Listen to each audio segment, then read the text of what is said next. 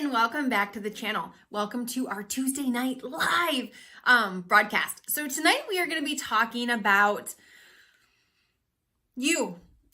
We're going to be talking about you, your weight loss, and maybe one of the reasons that has been stopping you from succeeding. Because I know this used to be one of my biggest stopping points. And there will be times where I would, lots of times that I started a new weight loss journey, or I would try to lose weight, or I say I was going to lose weight. And then it was like, I would get all excited. I would go to start and it was like this rocket taking off, all the below the rocket. And then I would take off and it was like right above my head was like this glass ceiling. And it just would I'd hit my head and fall right back down. Have you ever felt like there was something or somebody else trying to stop you from achieving your dream, goal, body, health, whatever it is? And so it wasn't until 7 years ago when I recommitted to losing weight and I restarted and I started down that path. And for the first time in my life, I actually succeeded with it. For the first time in my life, I lost all the weight. I went from a size 22 down to a size 2. And for the first time in my life, I've kept it off. You're talking about I've kept the weight off for 6 years, including having a surprise baby number 3 in the middle of all of that. And so anyway, if you are new to the channel, hi, a big welcome. If this is your first video on the channel that you're watching, hopefully it's the first of many. If you are back here every single week, welcome back. And I do want to invite you to join our growing community. Hit the subscribe button. You see that thumbs up button down there right below the video? Smash that like button. That helps YouTube know that somebody that watched this likes it. And it helps spread the message out in the YouTube universe. And what I will tell you is we live in a society, we live in a world where over 70% of people are overweight and don't want to be. Over 70% of our population struggle with their health. And every single week here on the channel, we give applicable tips and strategies that work for your weight loss journey, for your health journey, for success when it comes to your health. And so you can just never get too much of that because what you put in here eventually comes out here. And that's just the truth of the matter. So tonight we're going to talk about, in my experience, this was one of my biggest weaknesses. And this was a lot of the clients that I work with. Through working with them, I find out this is something that they struggled with too. I struggled with this hardcore. And I used to feel sometimes that I was the only one that maybe struggled with this. And to be honest, I didn't even know it was something I struggled with. I did it so naturally that I didn't even realize I struggled with it. It was just a natural habit, a natural thing that I did. And after I lost the weight, I started coaching people into getting healthy, losing weight. I realized, wow, I'm not the only one that struggles with this. Like, this is a real struggle with almost every single person that I work with. All right. So let's go ahead and jump in. All right. So I'm going to go ahead and just tell you what it is, and then we're going to unpack it and talk about it. All right. So you have got to kill the critic. You have got to kill the critic. All right. You have got to get rid of them, throw them overboard, get a muzzle, gag them, kill that sucker. Because we live in a world where most of us have become our biggest critic. Most of us have become the person that, listen, you will never, ever, ever hate your way to the body you want. You will never, ever, ever shame yourself to your goals. You just won't. And so over the next 15, 20 minutes, we're going to kind of talk about this thing and maybe point out some areas that you're doing it and give you some applicable strategies on how to stop doing it, how to go from being your biggest critic to your biggest cheerleader, how to cross over from condemning and criticizing yourself to celebrating and recognizing how far you've come, for celebrating your wins, for celebrating your sprouts, for celebrating the things that the changes that you are actually making. The first one where we talked about criticizing and critiquing. So let's go here. Let's talk about the critic. All right. So most of us have been trained, and here's what I will say. This is not entirely your fault, okay? Yes, we're the ones doing it. No one can make us do it. But here's what I will tell you. Most of us have been trained. We've been groomed. We've been taught how to do this. And so most of us aren't even aware that we're doing it because it's something we watch everybody else around us doing. And complaining and critiquing is a habit. And many of us we have critiquing glasses where when we see something, the first thing we see is what's wrong. The first thing we see let's use this as an example. Let's were to say you went and got naked right now. You stripped off all your clothes and you went and stood in front of the mirror. Some of you guys are like, no, I'm not doing that. If you stood in front of the mirror naked, what would be your first thought? Would your first thought be, wow? Would you admire your form? Would you look at your body and think what a miracle that it is? If you're a woman, would you look at your body and say the stretch marks on your stomach and say, this body made a human? So would you look at your body and be grateful? Would you admire it? Would you do all those things? And I know one of you right now is someone right now thinking, yeah, if I looked like a model, I would. No, you wouldn't. Because critiquing is a habit. Critiquing has nothing to do with what you're critiquing. It has to do with the mindset and the habit of critiquing. Because what I've also found out through working with people and even talking with people that I can remember people that I would look at their bodies when I was overweight and I was just like, wow. Like here I was at 288 pounds. Here I was at morbidly obese, looking at their body, looking at them in a bathing suit going, wow, like, wow. And I would hear them complain about their stomach, about their butt, about their thighs, about their cellulite, about la la la la. And I'm like, have you looked in the mirror lately? Like, what the F are you complaining about? And so if you looked in the mirror naked right now, would you critique yourself or would you celebrate yourself? Okay. Let's go here. What if, actually, I want to save that one for a second. Let's stay there for a second. Sorry.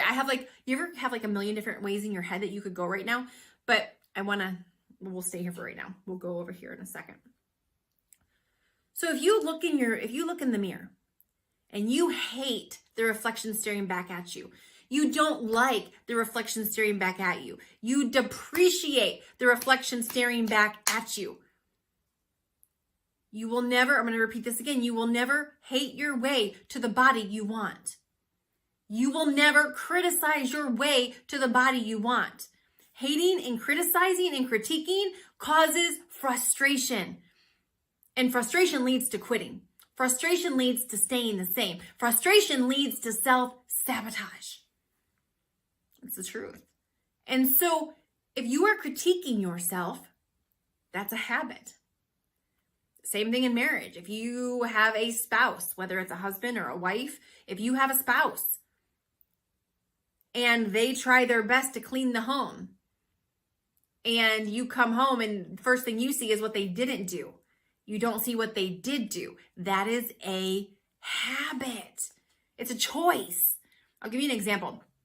It's a couple weeks ago now. I went to do some errands and I came home and my kids had cleaned a majority of our downstairs. They had a note on the door. My son had maybe my favorite tea, with frothed, unsweetened almond milk in it and a pump of the 0-calorie cinnamon roll flavoring.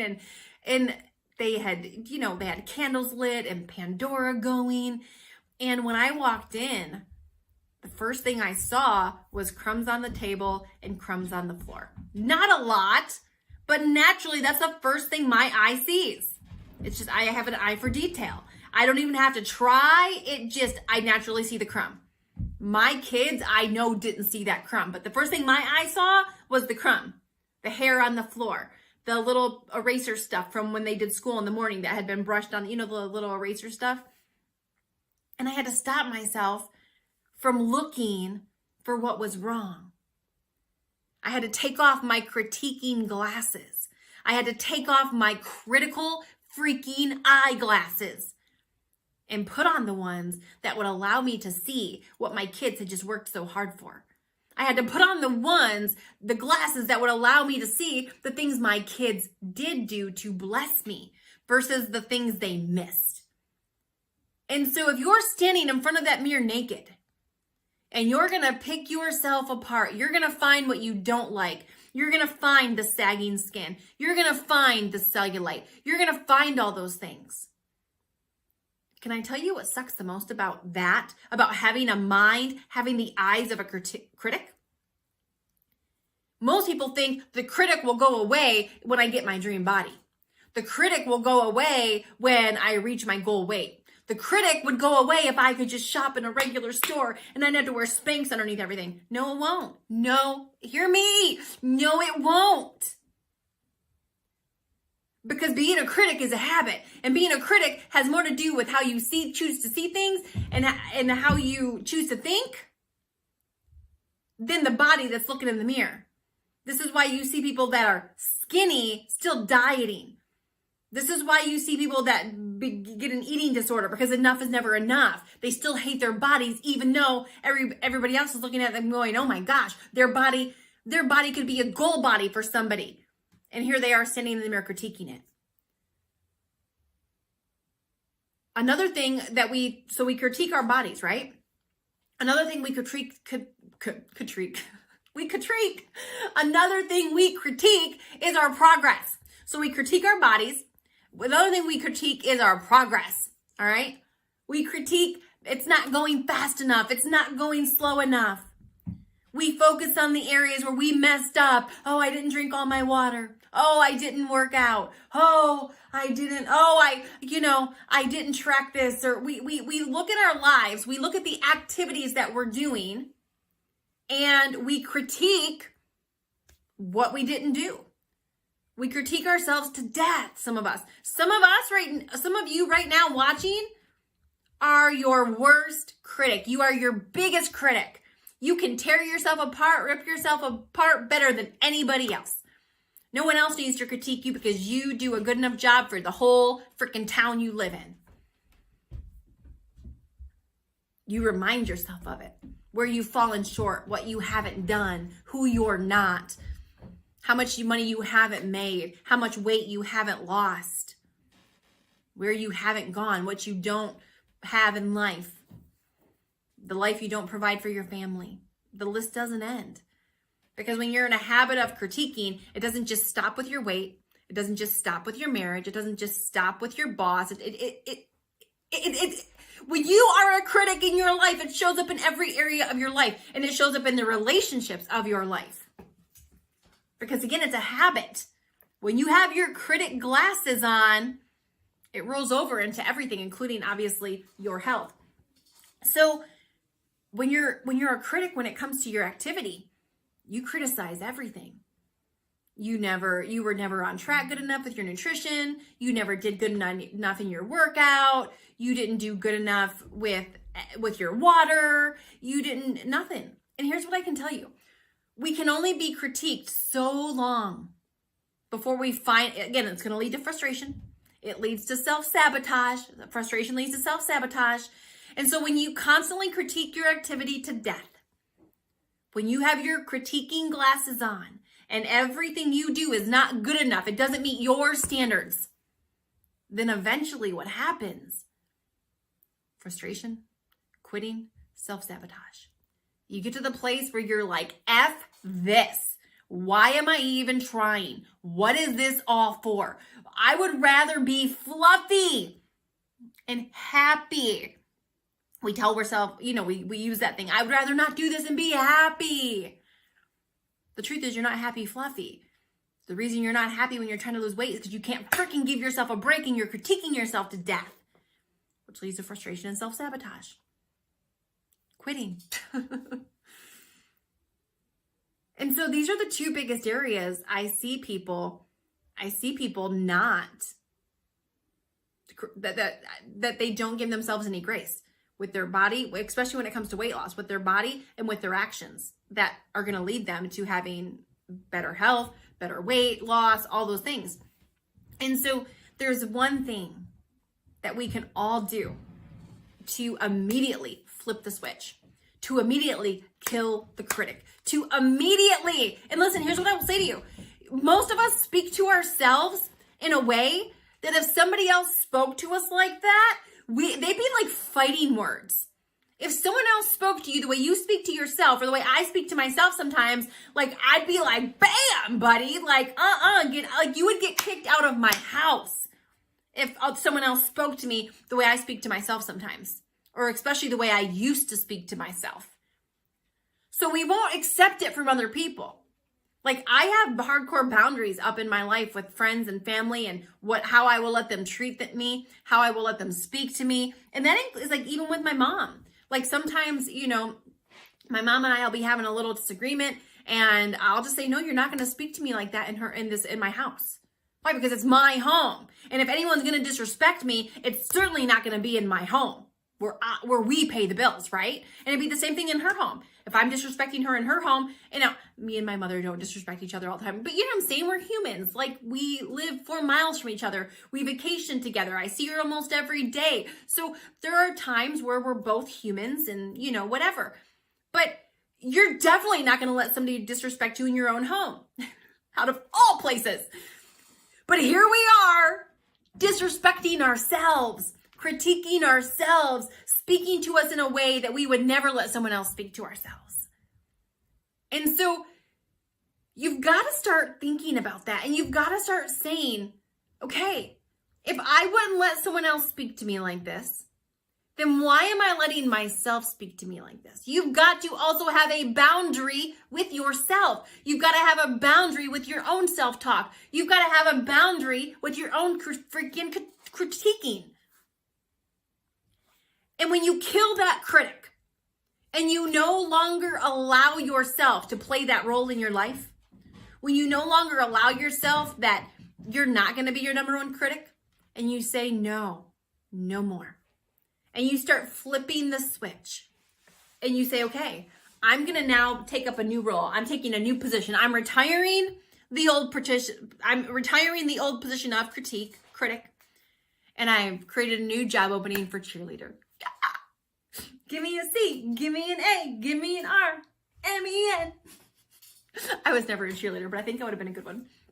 Anyway, when you now allow yourself to be your biggest cheerleader, when you now shut the door on the critic, you close that position, you retire from that position. And I can remember when I had this revelation of how bad I had gotten with critiquing myself. And I wrote a resignation letter where I was resigning from the role of critic in my life, that I was no longer going to play that role. And I wrote a letter of resignation. I, Carmen O'Quinn, am resigning from playing the role of critic in my life. I just wrote it out as if I was resigning a position from a company. I wrote that letter of resignation. And I wadded it up and I threw it away. And I gotta tell you, like for me, just going through that exercise and that process and that emotional and mental and psychological exercise was so freeing, because it really was like I was releasing that person no more. And from today on, I am taking up the role. I am taking up the position of cheerleader. And that's what I started doing. I went from being my biggest critic to my biggest cheerleader. Like that, like a flip of a switch, made a decision. So what does that look like? A couple different things. Just because you retired the role doesn't mean you still don't have the thoughts. Just like a couple weeks ago with my kids, the thought of perfection, the thought of the critic still came.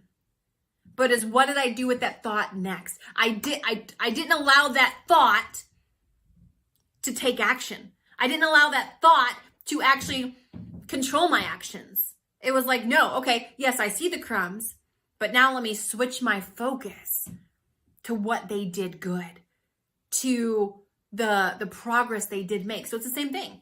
Let's go back to the first analogy. You're standing there in the mirror naked. You're naked in the mirror. The thought comes, Oh gosh, look at that saggy skin. Oh, look at that cellulite. Oh, you had kids and breastfed. Oh, look at your things. Look at them. That thought comes, right? Oh my goodness, look at that. Look at your love handles. Look at your stretch marks. You know, all the thoughts. You know them. You say no. Those thoughts are going to come. But it's what you do next. It's what you do in that very moment where you say, listen, I can stand in front of the mirror at a size 2. I still have a body that's had 3 babies. I have a body that I abused for more than a decade by letting myself be morbidly obese and stretching everything out. And, you know, yeah, I lost the weight, and yeah, I work hard to stay fit and healthy, but there's still, I could never completely undo all the abuse that I did to my body, right? I can never undo the fact that, you know, what my body went through in being pregnant and carrying and having 3 kids. It just is what it is.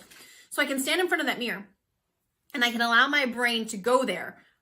I can allow my brain to go, yeah, look at that cellulite. Yeah. But that again would be going back to the critic. Or I can say, no, I'm done with that.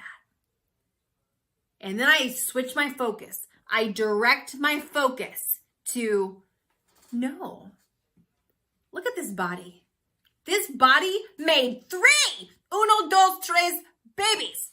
Made 3. This body made 3 healthy, thriving, living, human freaking beings. This body?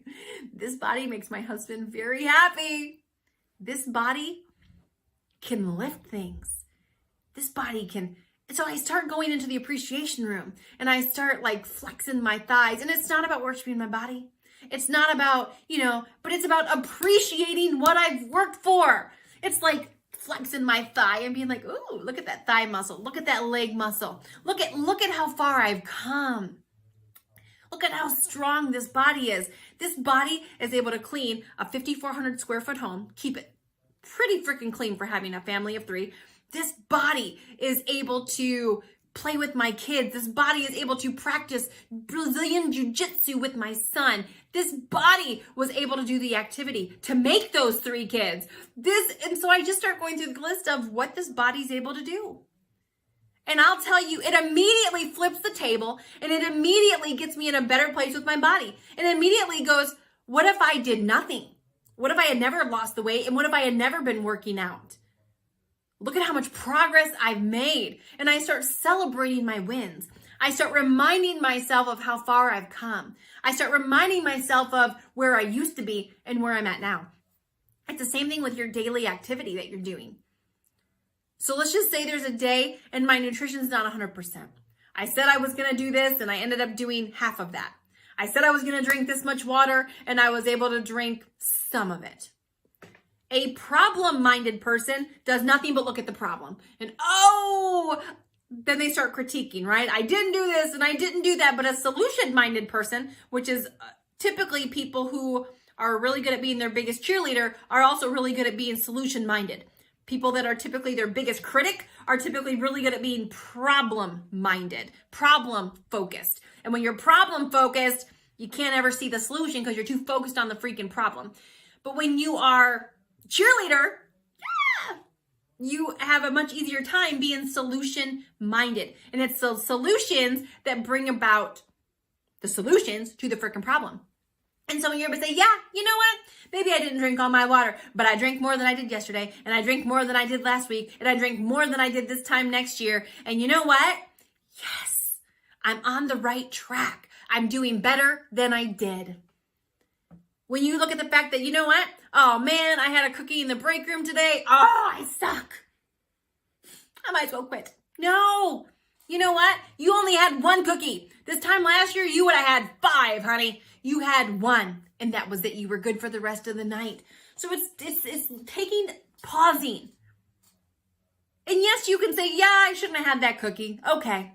You can recognize that you shouldn't have done it, but that's it.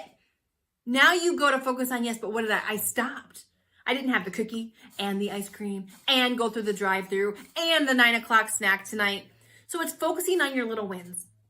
Because when you focus on your little wins, what you focus on, you feed and it flourishes. So when you focus on your little wins, you get more of those little wins. When you focus on what you're doing wrong, you get more of that. And big health transformation, big weight loss is never the big changes. It's the little things stacked up over time that make a big difference. Did you hear me on that? It's never big weight loss, big health transformations is never the big changes. It's the little changes made consistently over time that add up to the big results. And so if you want to succeed wildly in your weight loss, in your health, you have got to kill the critic. You can't get to where you're going by hating where you're at. You can't get to where you're going by critiquing your way there. Critiquing leads to frustration. Frustration leads to self-sabotage. And those lead to the endless hamster wheel, the endless cycle of the weight loss roller coaster. And I rode that freaking roller coaster for more than a decade. And when I finally got off of it, is when I finally lost the weight and maintained it. And so I want to encourage you leaving this video to go kill that critic, to not allow that broad or that dude to control you any longer. Write the resignation letter. Take up the role, retire the position, and take up the position of cheerleader. Stop being problem-minded. Stop focusing on the problem and start focusing on the solution. One keeps you stuck, one brings change. And it's only the one that brings change that can change where you're at. And so there you have it. So thank you so much for watching. Before you leave tonight, make sure to smash that like button and make sure to check out some of our other videos. If you have not watched our season 1 of The Biggest Transformation, we're rounding out the final weeks of that. I will put the playlist down below. If you want to be inspired and you want to see some other people freaking changing their lives in a radical way, make sure to check that out. And yeah, so have a good night, have a great week, and we'll see you on the next one. Bye.